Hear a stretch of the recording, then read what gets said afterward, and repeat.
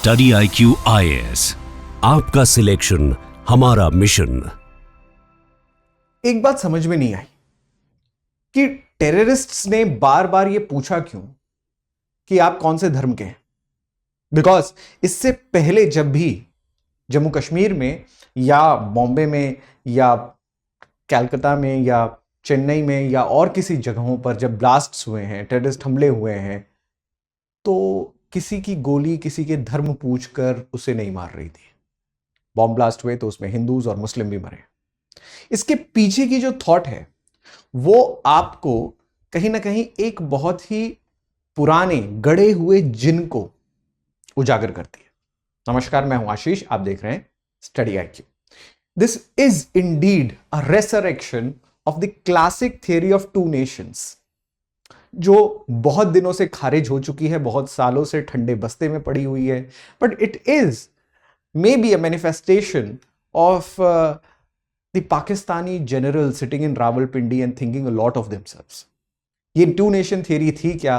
पहलगाम इसे कैसे रिसरेक्ट कर रहा है? That is what we are going to deal in today's video. Now what did they ask? They asked about whether you are Hindu और whether you are Muslim. A very simple thought. Obviously फिर उन्हें segregate किया गया और segregate करके सिर्फ हिंदुओं को निशाना बनाया गया। ऐसे में उन्होंने ये मेक श्योर किया that this specter of violence had to be retold. यानी कि एक बार जब ये अटैक हुआ तो उनमें से एक की वाइफ ने कहा कि आप मुझे भी मार दीजिए। कर्नाटका से वो कपल थे, they were very old, and she asked that you better kill me. For that the terrorist told, please go and tell your Modi, या अपने गवर्नमेंट को जाके बताइए। ये जो एक तरीका है टेरर को रीटेलिंग करने का, बार बार हम किसी न किसी मुद्दे पर किसी न किसी तरीके से किसी न किसी बहस से इस चीज को री उजागर कर रहे हैं, बार बार बोल रहे हैं, इससे क्या होगा? उनको यह लगता है कि इससे खौफ पैदा होगा। फॉर एग्जाम्पल, जब यहूदियों का यानी कि ज्यूज का प्रोसिक्यूशन चल रहा था हिटलर के टाइम पीरियड पे, तो वहां पर basically all the Jews went underground. Germany में कोई बोल नहीं रहा। But when second world war ended with the suicide of Hitler and the coming up of Russian army in Germany, Germany में रशियन आर्मी आती है और वर्ल्ड वॉर खत्म होता है। At that point of time a section of history started which wanted to paint every map, every street, every flag with anti-Semitic views।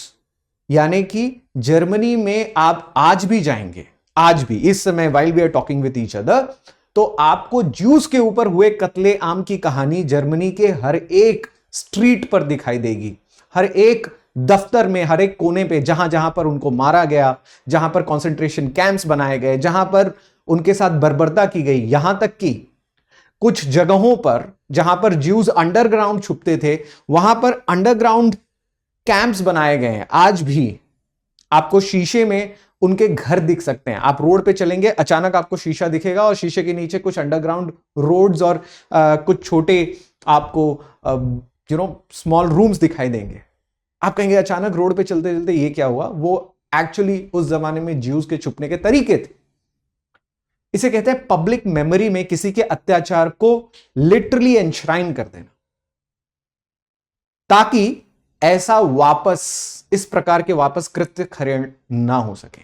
इतिहास का यही फंक्शन है दोस्तों। This is what history does in public memory, that when you forget such histories then you are out to repeat it.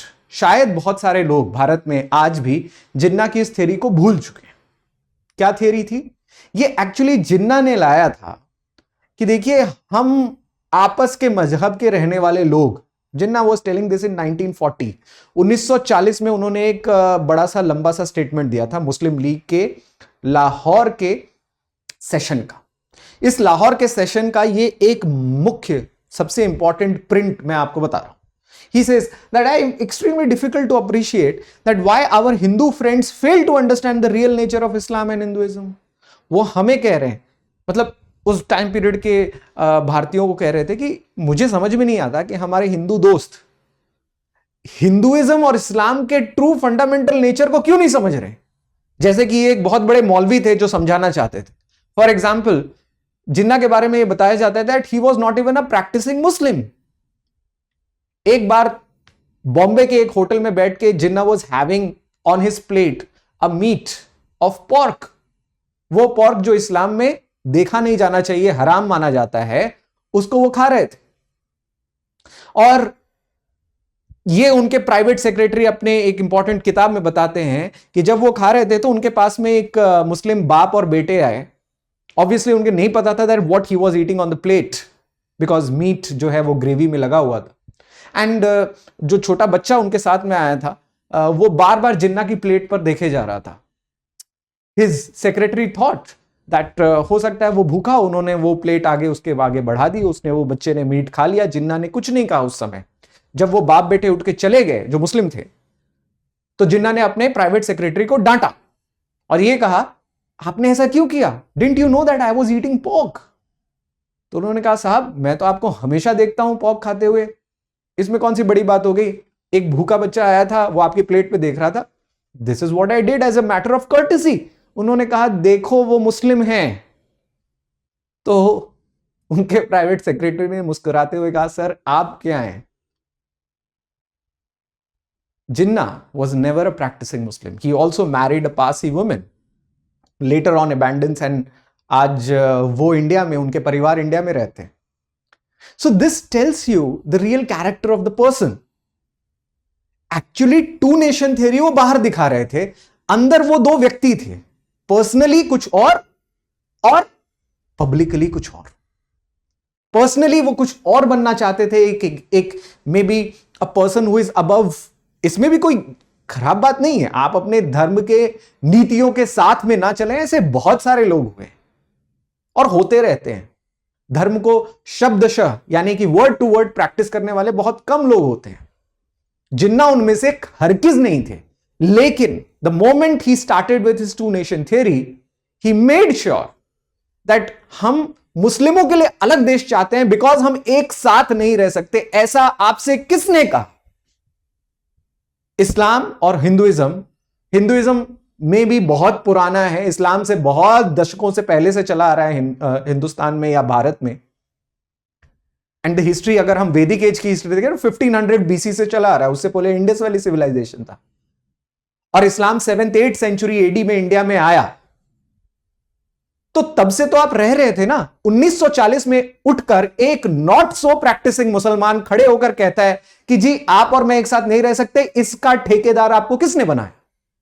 खैर जिसने भी बनाया हो, आज टेररिस्ट वही कर रहे हैं, वो इस नीति के ठेकेदार वापस बनना चाहते हैं। सो हुआ क्या? 1940 में उन्होंने ये स्टेटमेंट दिया। स्टेटमेंट क्या था? They are not religions in the strict sense of the world. Hindu और मुस्लिम रिलीजन भी नहीं है, but are in fact a different and distinct social orders. सामाजिक ढांचे हैं अलग अलग, and it is a dream that Hindus and Muslims can ever evolve a common nationality. And this misconception of one Indian nation has troubles and will lead India to destruction if we fail to revise our notions in time. उन्होंने कहा कि यह धारणा जितनी जल्दी छोड़ दोगे वो बहुत अच्छा होगा। धारणा क्या? कि हिंदूज और मुस्लिम एक नेशन में रह रहे हैं, एक सोशल और अलग अलग ढांचे हैं और इस नेशन में रह रहे हैं, और जितनी जल्दी आप धारणा छोड़ दोगे उतना जल्दी आपके लिए अच्छा रहेगा। ठीक है, पाकिस्तान ने 1947 में अपनी एक अलग राह पकड़ी, that it was leaving this conception, leaving this thought. Jinnah told to Mountbatten that I am having a moth eaten Pakistan. उन्होंने कहा कि मुझे मेरा मॉथ ईटन पाकिस्तान मिला है, तो कबूल है, मिला आपको, आपने क्या किया 75 साल बाद?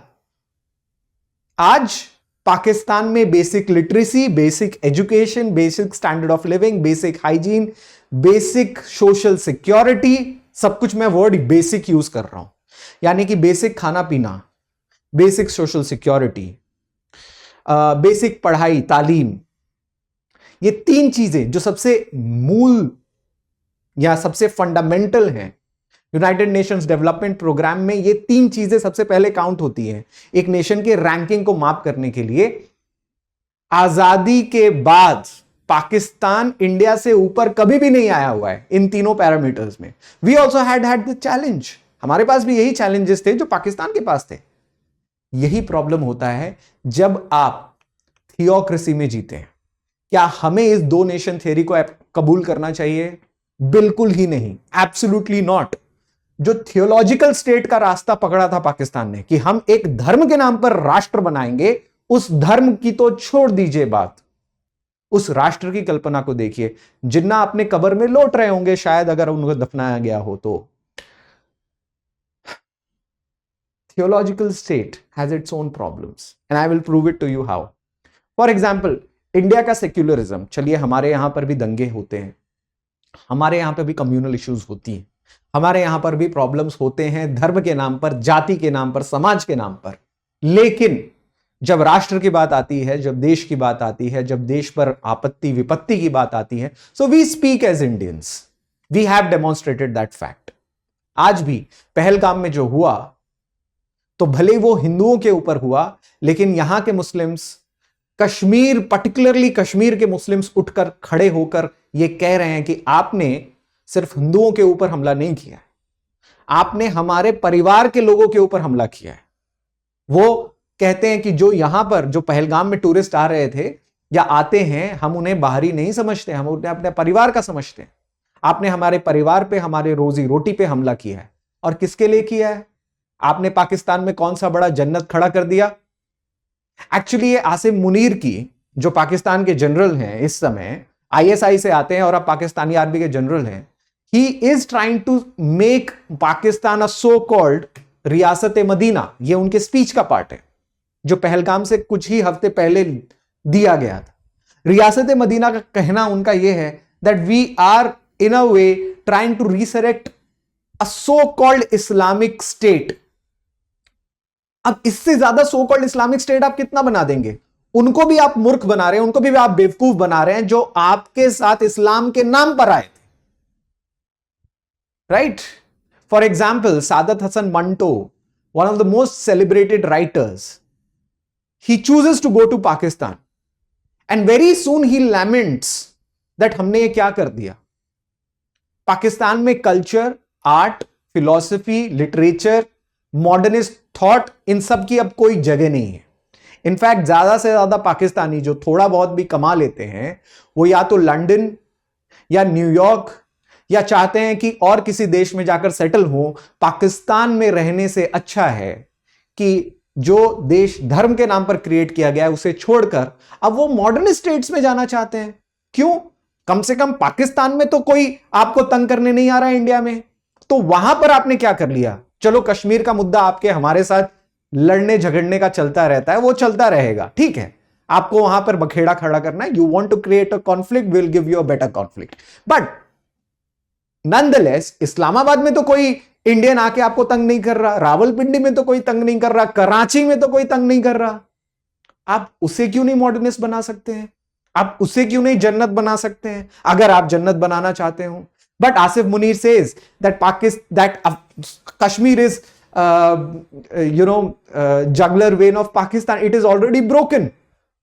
सो आप ये मानते हैं कि आपका जगलर वेन ब्रोकन है, आपकी जो नस जा रही है वो ब्रोकन है। ये एक हास्यास्पद, but it's also an indication, ये हास्यास्पद के साथ, ये लाफेबल के साथ एक और इंडिकेशन है। इंडिकेशन इस बात का कि आप अपने दूसरों कमियों की, जो दूसरे कमियां हैं, जो दूसरी प्रॉब्लम्स हैं आपकी, उसको मास्क करने के लिए, उसको छिपाने के लिए ये सारी नीति अपनाते हैं। बिकॉज जंग के नाम पर आप बाकी के मेन काम भूल जाएंगे, ठीक है, वो आपको मुबारक। So that is what we have stood the test of secularism. हम अपने सेक्युलरिज्म को मेंटेन करते हैं, ठीक है।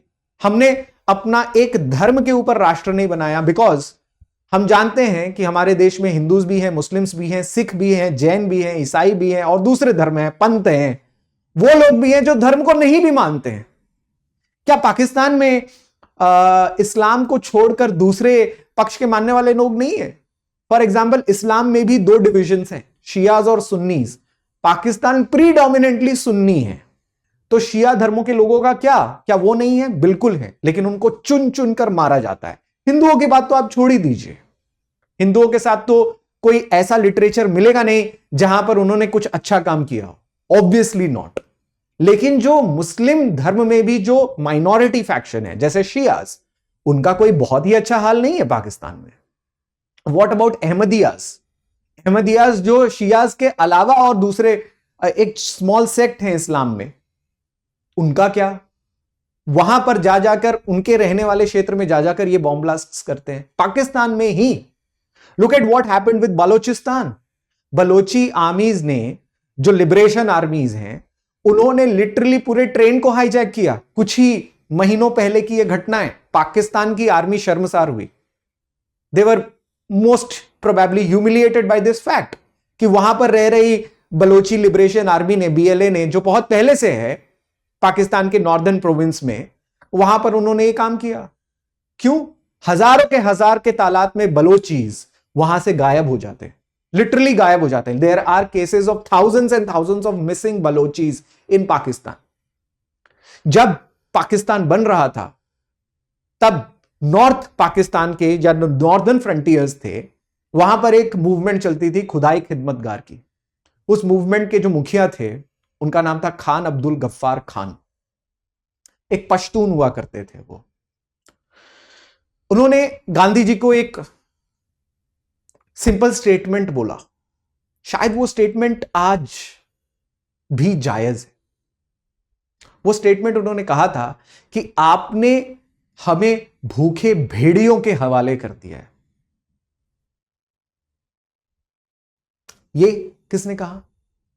खुदाई खिदमतगार के हेड ने, खान अब्दुल गफ्फार खान ने गांधी जी को कहा कि आपने जो विभाजन किया, इससे आपने हमें भूखे भेड़ियों को सौंप दिया है।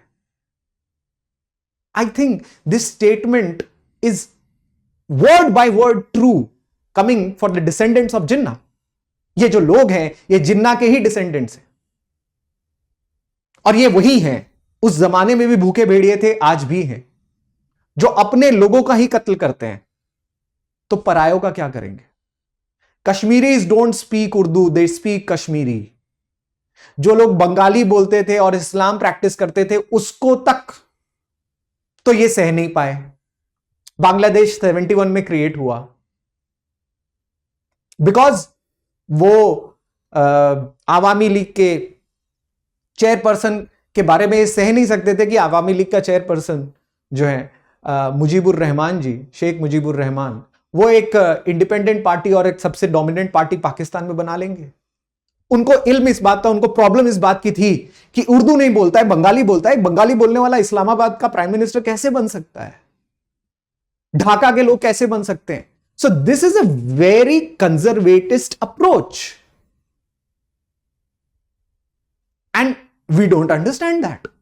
Absolutely forget us. हमें तो पता है कि हम क्यों इस चीज को नहीं समझ पा रहे, उन्हें शायद नहीं पता है कि हिस्ट्री है क्या। और वो 1000 साल के वॉर की बात करते हैं, 1000 years war, the so called 1000 year war. It is not a 1000 year war, it is just a caricature which has been coming up from 1940s onwards, maybe from 1920s onwards, because of Britishers and their divisionist policy. For example, ये picture देखिए, ये Iran की picture है। आप कहेंगे बड़ा normal picture है, इसमें क्या है? इसमें कुछ नहीं है, 2-3 औरतें हैं, they are doing some experiments at the physics laboratory, that's it. But Iran की पिक्चर है, इतना कहना इंपॉर्टेंट है। एक चीज आपने नोटिस किया होगा कि द मोमेंट आई से Iran, should be like, it should not look this way, है ना? ऐसा तो हमने, मतलब आज आप ईरान में जाइए तो ऐसा नहीं लिखेगा। क्या फिजिक्स लेबोरेटरी? नहीं, फिजिक्स लेबोरेटरी शायद होगी या नहीं होगी, उसका मैं गारंटी नहीं दे सकता हूं आपको, but women don't dress like this anymore. तो ये ईरान की तस्वीर कैसे हो सकती है? How do women dress up in Iran? They dress up something like this.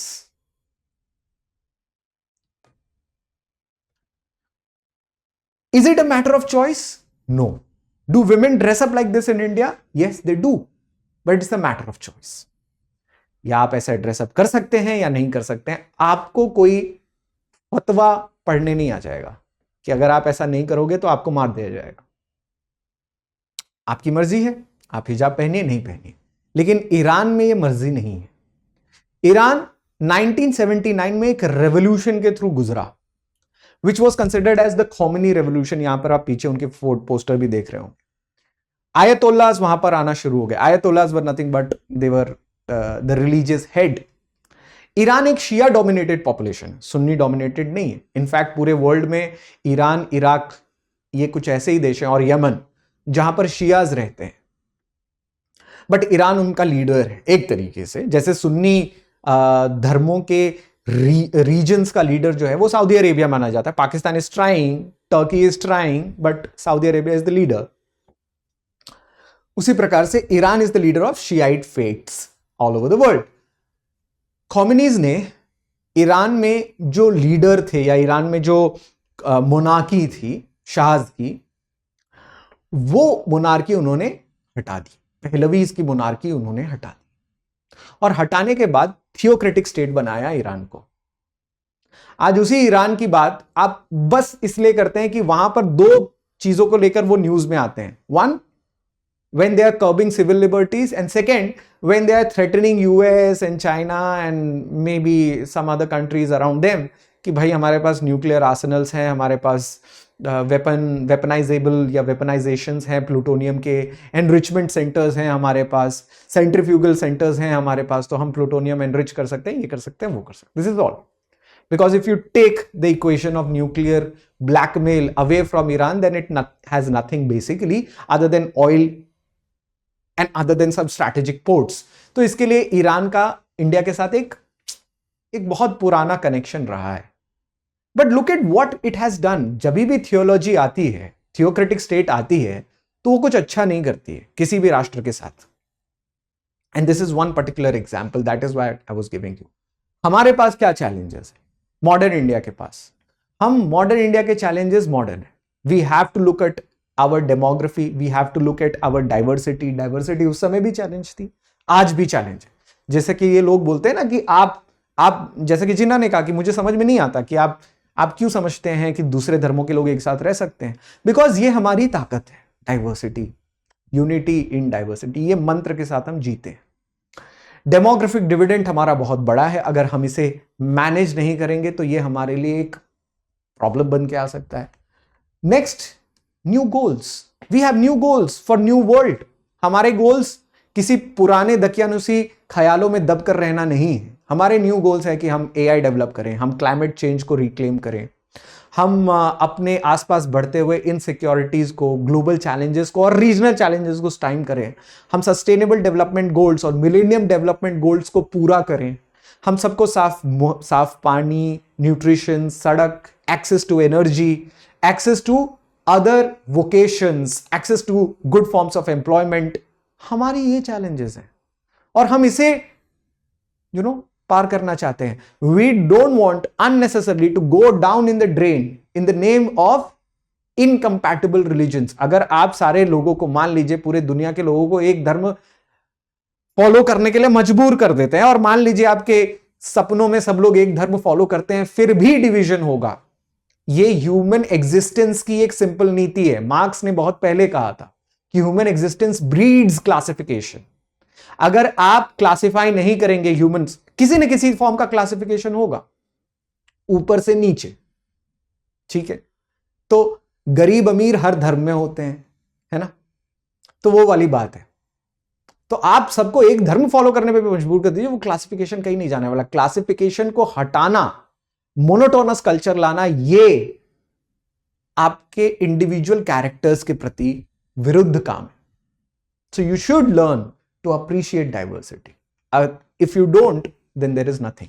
I would like to end my work, or I would like to end this video particularly with the Achievers Carnival that is going on. Results आए हैं और बहुत ही शानदार results आए हैं UPSC civil services के.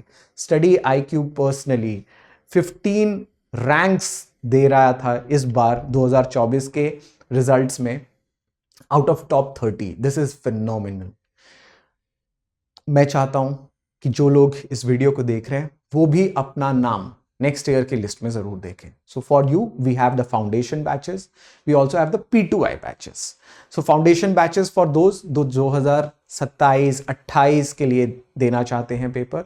P2I batches जो अगले साल ही देना चाहते हैं. सो 2026 के लिए आप एग्जाम देना चाहते हैं, so you will try your best for that.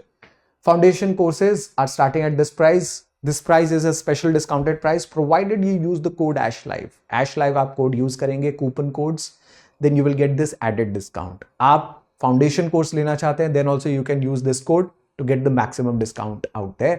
I particularly take history in the classes, so I hope to see you there in the class. Thank you for watching this. Study IQ IAS, आपका selection हमारा mission.